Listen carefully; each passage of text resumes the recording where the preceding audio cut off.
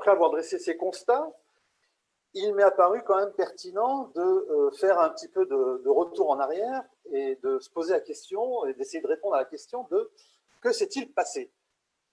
Alors, que s'est-il passé très rapidement dans l'évolution en fait du numérique? Il s'est passé une accélération qui est portée par la loi de Moore et Internet, tel que vous le voyez aujourd'hui, avec effectivement un passage du monde mainframe, alors il en subsiste encore, hein, en passant par le mini-computing dans les années 70 et l'ère du PC serveur, client-serveur dans les années 90. Aujourd'hui, on est, depuis les années 2000, à l'ère Internet. En bas, ce que j'ai mis, effectivement, c'est pour sensibiliser sur effectivement les évolutions, à la fois en termes de besoins métiers, mais de ressources numériques, d'un point de vue historique sur ce qui s'est passé. Donc, quand on regarde dans les années 60, bah, on était encore loin de l'Union européenne, enfin, c'était les prémices, on était, et même ailleurs, hein, il y avait encore beaucoup de marchés locaux, avec au niveau des entreprises, des organisations en silo qui étaient orientées production. Et sur un plan numérique, bah, elles avaient besoin en fait d'applications centralisées et essentiellement de hardware. Dans les années 80, les marchés ont commencé à devenir de plus en plus régionaux. On a parlé d'organisations matricielles, avec des organisations un peu orientées, beaucoup plus orientées clients. Et là, d'un point de vue ressources numériques, qu'est-ce qui s'est passé? Ben, on est passé à l'ère des progiciels et du logiciel, donc pour essayer d'avoir cette vision globale. Depuis l'ère 2000, ben, on est dans des marchés globaux. On parle de la mondialisation depuis un petit peu avant les années 2000, mais essentiellement depuis les années 2000, c'est quelque chose qui revient sans arrêt, effectivement, la mondialisation. Les organisations en réseau qui sont orientées cette fois réactivité. Et on a vu effectivement cette réactivité qui a été blessée effectivement pendant cette pandémie, avec d'autres besoins en termes de ressources numériques, plutôt orientés autour de services, puisqu'on est dans des niveaux écosystèmes et des applications composites. Là, aujourd'hui, il semblerait, si je reprends un peu cette histoire, qu'on soit au XXIe siècle dans des interfaces de plus en plus naturelles, notamment avec toutes ces interfaces sur les smartphones ou les tablettes ou les PC tablettes, où effectivement, bah, on peut faire un certain nombre de choses qu'en touchant avec un doigt, avec une intelligence embarquée et enfouie, et des accès de plus en plus ubiquitaires, c'est-à-dire de plus en plus nomades. Alors, qu'est-ce qui s'est passé également? Ben, il y a eu des révolutions industrielles. Il y a eu 4 grandes révolutions industrielles, et nous sommes encore dans cette 4e révolution industrielle, donc depuis le 19e siècle jusqu'en passant au 20e et aujourd'hui au 21e siècle, où on est aujourd'hui, effectivement, après les 3 premières révolutions industrielles, dans cette 4e révolution industrielle, autour de la conception visuelle, la numérisation et l'Internet industriel, puisqu'on parle d'Internet des objets, voire d'entreprise 4.0, on pourra en parler plus tard. Enfin, qu'est-ce qui s'est passé également? C'est que si on regarde ce terme de nouvelle économie, les caractéristiques de la nouvelle économie, et j'ai rajouté de la nécessité de nouveaux modèles de développement, ben, tels qu'ils sont aujourd'hui, qu'est-ce qu'on voit? On voit des nouveaux acteurs, des acteurs qui n'existaient pas il y a 10 ans, il y a 20 ans, il y a 30 ans, par rapport à des acteurs beaucoup plus anciens dans le monde industriel, qui sont arrivés avec des nouveaux modèles, qui ont eu un impact très fort sur la distribution, enfin la distribution a complètement été transformée, et qui sont en innovation continue, sans arrêt, constante. Selon plusieurs fréquences, plusieurs périodes, il y a toujours de l'innovation. Et par rapport à cette nouvelle économie, on est aussi face à des millennials, ce qu'on appelle des millennials. Effectivement, on peut les caractériser par différentes choses. Là, le sujet, c'est sur le numérique.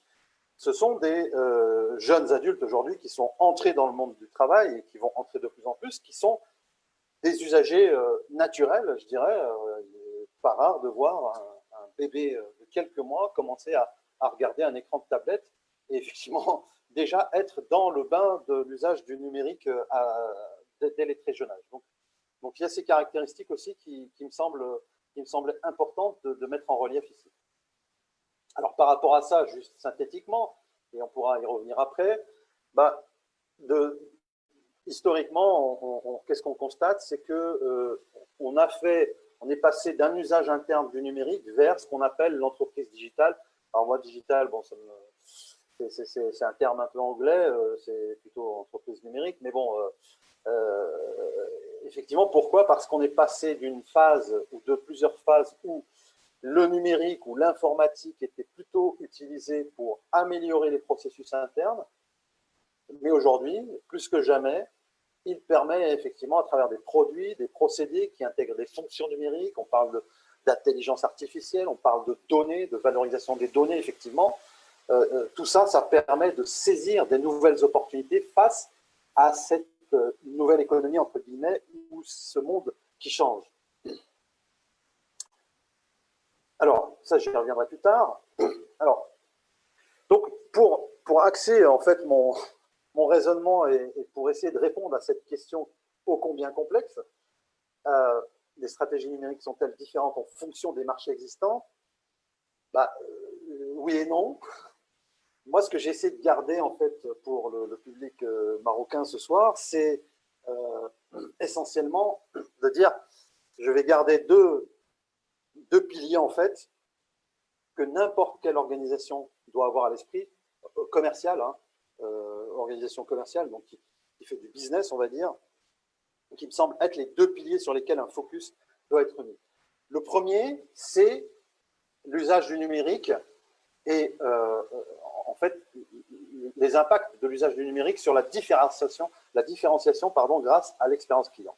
Donc je fais un petit retour bref, et je viendrai dans le vif du sujet sur l'outil numérique, je dirais, ou la solution numérique.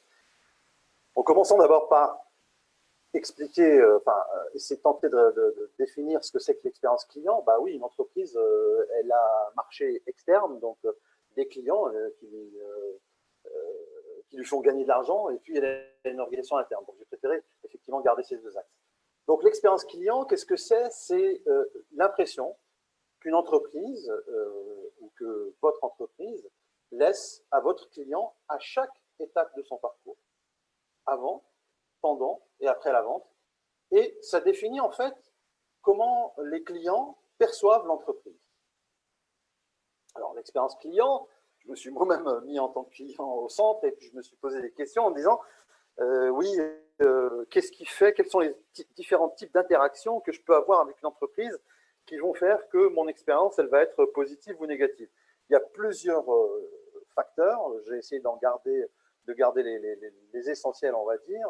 Il y a effectivement la marque, son positionnement, il y a la qualité du produit, mais il y a également aussi un certain nombre d'autres facteurs, les employés, les vendeurs en particulier, les commerciaux, ou bien l'après-vente, si je dois m'adresser pour des questions d'utilisation de support en particulier, les actions marketing, le site internet, même si ça paraît effectivement peut-être trivial, mais c'est aujourd'hui important dans l'expérience vécue par les clients, le service client support, et puis les autres clients. Qu'est-ce qu'ils disent de l'entreprise et de votre marque ou de vos produits ou services? Alors,